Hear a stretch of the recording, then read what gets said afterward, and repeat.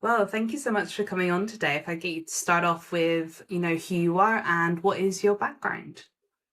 Yeah, hi. Thank you so much for having me, Dawn, and for this invitation. So I'm Nikki, and I'm sort of known as Nikki Merlin. Merlin is my dog, but he has refused to take part today. He's We got didn't a write sore enough. He's got a sore butty, so we can understand. We all know what that feels like. So he's on the couch. But yeah. Anyways, so I wear like many hats. I have many different roles. I'm a Gemini moon, so any astrologers or astrology students will know what that means.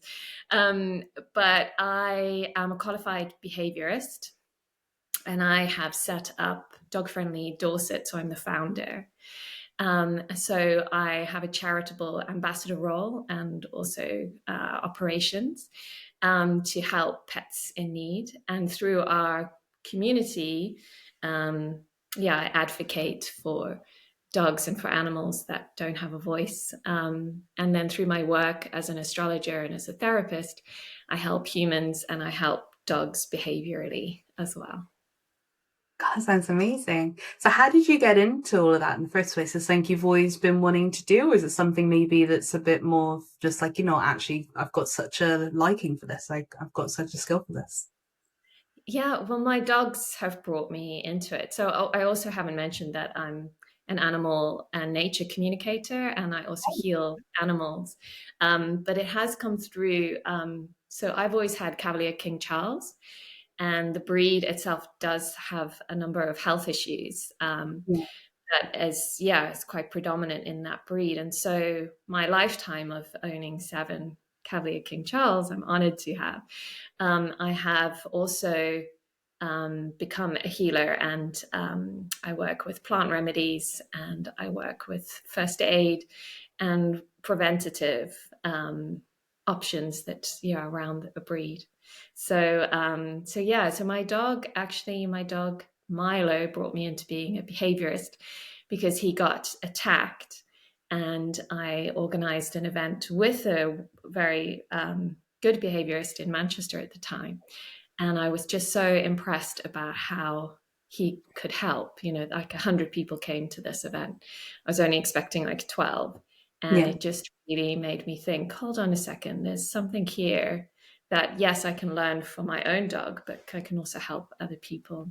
Yeah. So I think that inspired it, the beginning.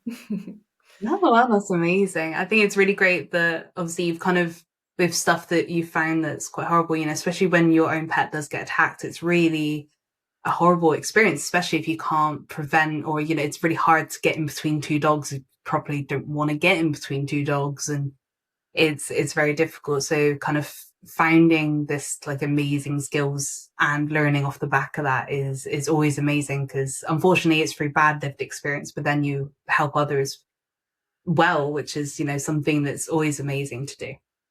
Yes, and I could help my dog because as a parent, I realized that I have a responsibility where I could have perhaps seen the signals early enough. And that's why I Mm, teach body language, animal body language, and dog body language. definitely. Um, and so now I'm in a better position personally, but also to help others. Yeah, because there's a great, great responsibility to be a dog parent. Yeah. 100%. I think just, being a parent of anything, whereas, if you've got actual children, or you've got cats, or you've got parrots, or, any sort of animal, it's very key to understand them in their full capacity as much as you can, because sometimes it's more than just, oh, okay, you throw the ball for the dog, you feed them, you do a bit of playing and cuddling, and that's it. There's so much more on a deeper level. And we did a recent episode with another animal behaviorist, where she actually helps, because she's also a trained vet, helps to kind of look at these body language things, as well as, help with the diagnosis of, okay, is this a medical issue with them as well. And it's amazing to see that more people are becoming more aware, or even training to learn this, because personally, I don't see it being talked about enough.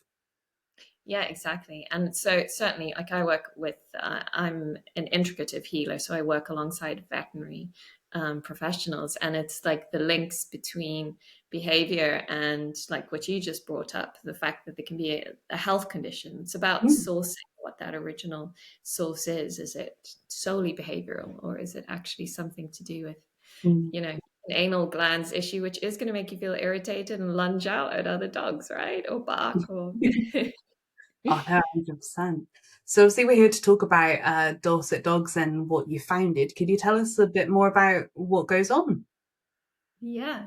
So Dorset Dogs has grown out of Dog Friendly Dorset, the Facebook group. So we have about, I think it's about 31,000 members now. So it's a Wow. really big community. And we also cover Hampshire.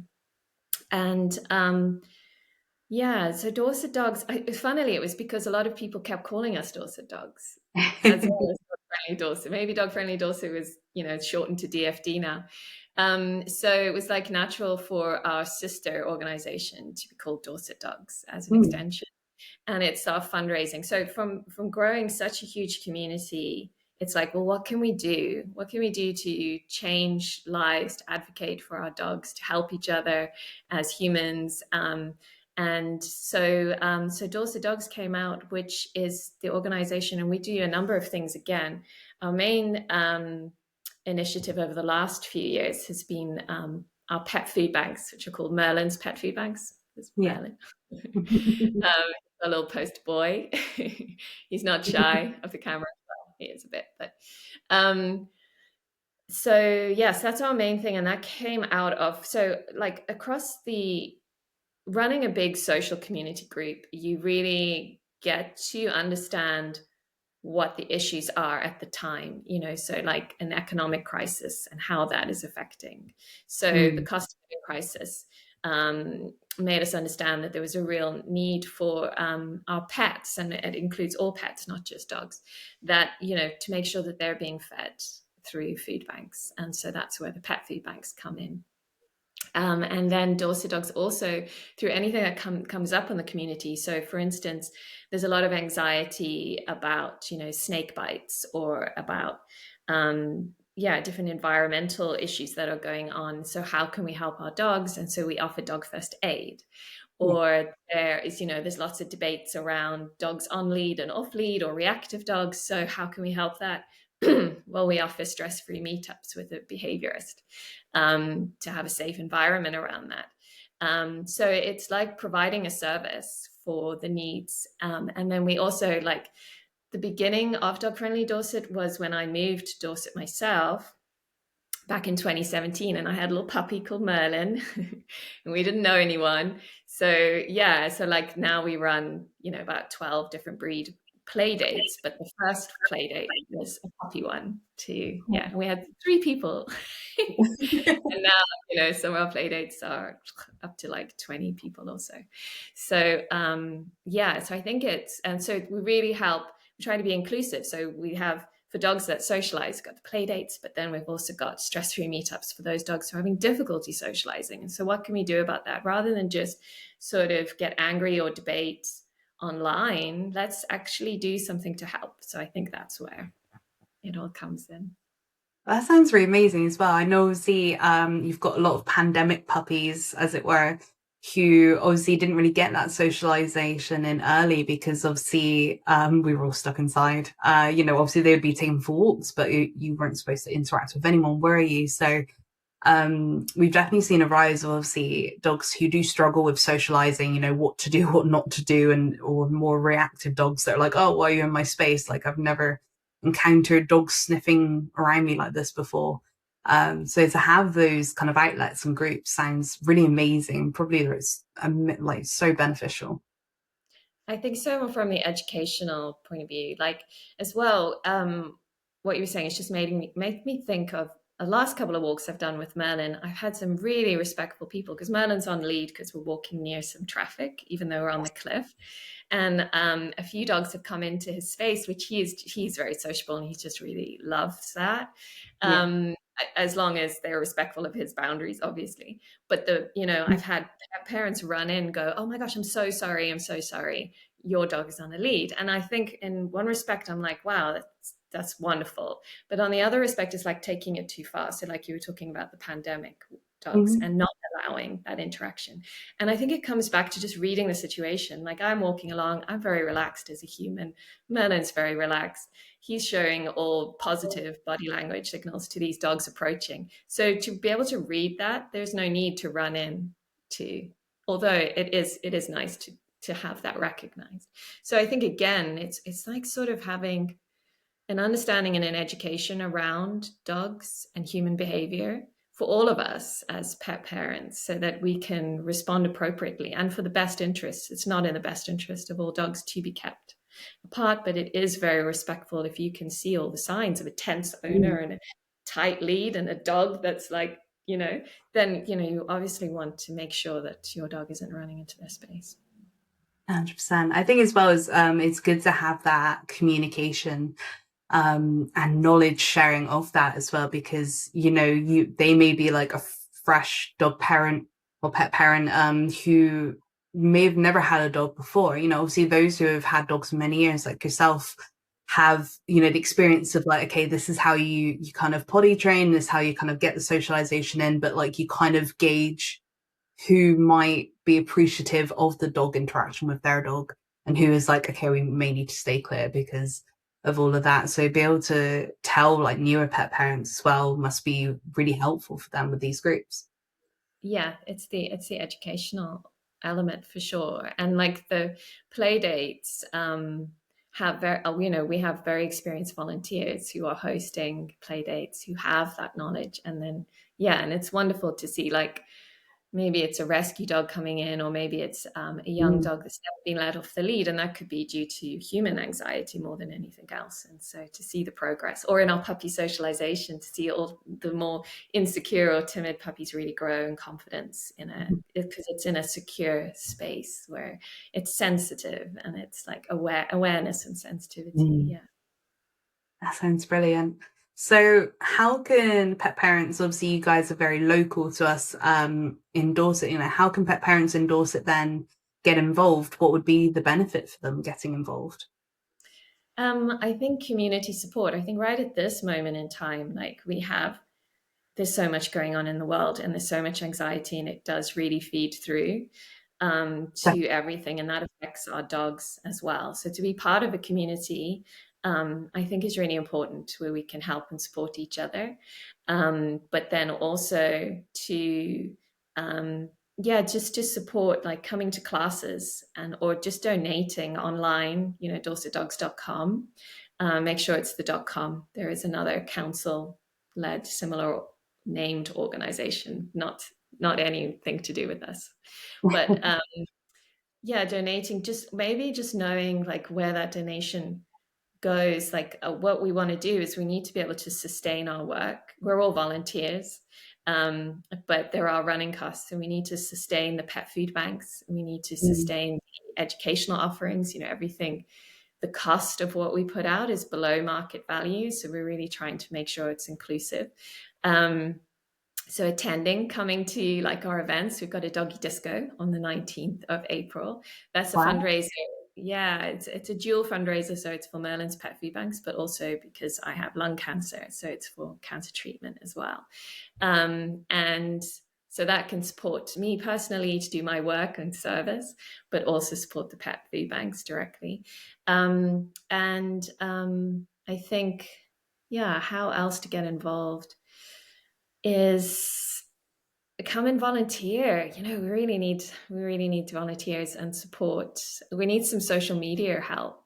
That would be wonderful, just to get messages out. Like we have an amazing directory of dog friendly places, that maybe Mm. people are aware of, or we've got educational resource online for things like seasonal things about like dog first aid or snakes or whatever, like any of these topics. There's usually something to support in that. We have a great directories for like dog boarding and such. So yeah, we provide a lot, but we need the support back as well. And definitely. Is the Facebook group as well, is that still going? Oh yeah, the Facebook group is like the crux, even though we're Mm. like for organizations, that's our channel and that's our feed in to Dorset Dogs is Dog Friendly Dorset Facebook group. Yeah, we have Instagram and TikTok and YouTube as well. So basically, they could just follow you everywhere. Yeah, if you follow Nikki Merlin, you will find pretty much everything. So I think the final most important question is, obviously, you've had a wealth of experience yourself with all the many hats that you wear, and also the experience as well being a dog mum for, well over so many years. What's one piece of advice you'd love to give to any pet parents that are listening today? Yeah, that's such an interesting question. Like that, I've got too much to say, but I'm going to try and just Yeah, narrowing it down to one is very one. hard. I feel bad for every person I ask this. Well, so I've been a dog mum since I was 6 years old, and I've had dogs my whole life since since I was born, but it's specifically a dog mum since six. And so I'm going to take this from a real perspective of being a mum or a parent, like a mum or a dad, and like how dogs are so much like mirrors for us and for our own behaviors and our own health. And I think taking responsibility for your own growth and your own behavior can help not only your dogs but your whole family. And that's why I'm a therapist, to help humans with this. So when a dog has a behavior, it's such an opportunity to look at it in terms of a mirror, and that can be like a subtle thing, or it can be a really obvious thing as well. And that, when I say that, taking responsibility, I'm not talking about blame or criticism or like you're the reason your dog acts like this or anything like that, because obviously many of us have rescues. But even when your rescue comes into your life, there's a connection, there's a reason they're coming in, and their behavior can really help to transform the human. And by the human transformation, that helps the dog. So like just a very small example is like Merlin, as out of the blue, sort of an old behavior issue has come up, and tracing that back to the source. When we were away recently, something really startled him, another dog's behavior where he read the signals correctly, but the other dogs still changed their mind and they were like reactive towards him. And that tiny sort of subtle thing does have a consequence. So it's like recognizing and being aware. And so for me as a human, how I can take it is, don't let the little small things, don't let them just lie, really, really address everything, because little small things can build into much bigger problems. And there's always a source that you may not be aware of. So yeah, I don't know if that's helpful. It might be a little bit too too I broad. think this is very helpful because, sometimes people notice smallest little changes, even just down to like appetite, I think is a big indicator. Sometimes if they start leaving their food and stuff, it could actually be that, or they're just so sensitive to us. So like maybe they think that maybe they see that you're not eating loads and then they copy your behavior and it's like, I'm not going to eat as much in solidarity, or maybe they're thinking there's a bigger thing at play. Sometimes it can go as far as that. So having that awareness of your own pup and like little changes and what they could mean, I think is very important and very key. Yes, trust with the food you're eating and what you're taking in. Totally. Yeah, you can take it just so, there's so much depth and wealth in like seeing your dog as a mirror and being like, okay, how can I transform myself to help my dog in this way? Oh, 100%. And they pick up on all sorts of energy as well, which is why they act in certain ways. From if you're feeling very anxious, they'll pick up on the anxiety and then act accordingly with anxious behaviors, which you may not do, but the dogs may do. Yeah, and it's a loop, isn't it? Because it's how Mm. you react to their behavior too, and you can get into this I'm loop gonna of keep anxiety going. that maybe you started as a human, but it's like, whoa, yeah, blows up. Thank you so much. Is there anything else you'd like to add before we wrap up the episode today? I would say up like events coming up. Our dog first aid starts on the 21st of this month. It's with Oh, our vet, Dr. Badger. It's not to be missed. Like there is no other dog first aid course like this. It's in person. It's by a practicing vet. So you really do get up to date information and support. and it's practical as well as theory. So that's a not to miss. And then also our doggy disco, it would be great to to have people there. It's so much fun.